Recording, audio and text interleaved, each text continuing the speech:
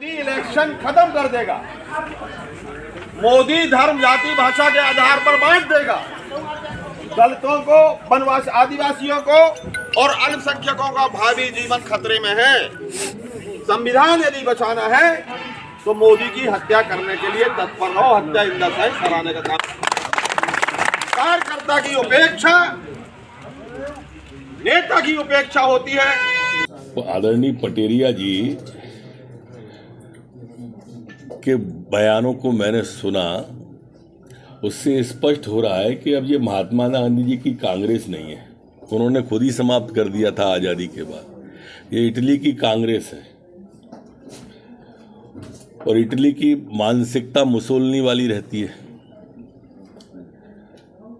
जिस तरह से उनकी यात्रा में स्वरा भास्कर, कन्हैया कुमार, सुशांत जी चल रहे हैं ना, उससे भी स्पष्ट हो जाता है माननीय प्रधानमंत्री जी के खिलाफ इस बेहद आपत्तिजनक बयान जो माननीय पटेरिया जी ने किया है।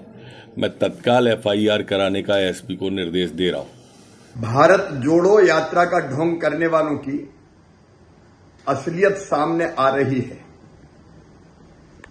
माननीय मोदी जी जनता के दिलों में बसते हैं, संपूर्ण देश की श्रद्धा और आस्था के केंद्र हैं।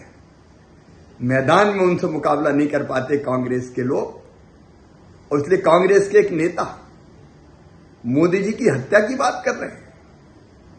यह विद्वेष की पराकाष्ठा है, यह घृणा की अति है। कांग्रेस के असली भाव प्रकट हो रहे हैं, लेकिन ऐसी चीजों को सहन नहीं किया जाएगा। FIR की जा रही है और कानून अपना काम करेगा।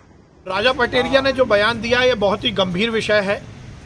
ये केवल किसी नेता के खिलाफ बयान नहीं है, बल्कि ये इस देश के प्रधानमंत्री की हत्या की साजिश करने का मामला है। और जिस प्रकार से राजा पटेरिया ने स्वयं ये बात कही है कि कांग्रेस की मंडपम की बैठक के दौरान उन्होंने ये बात की है, इसका मतलब कि मंडपम की जो बैठकें हो रही हैं उसमें इस देश के प्रधानमंत्री की हत्या की साजिश रची जा रही है।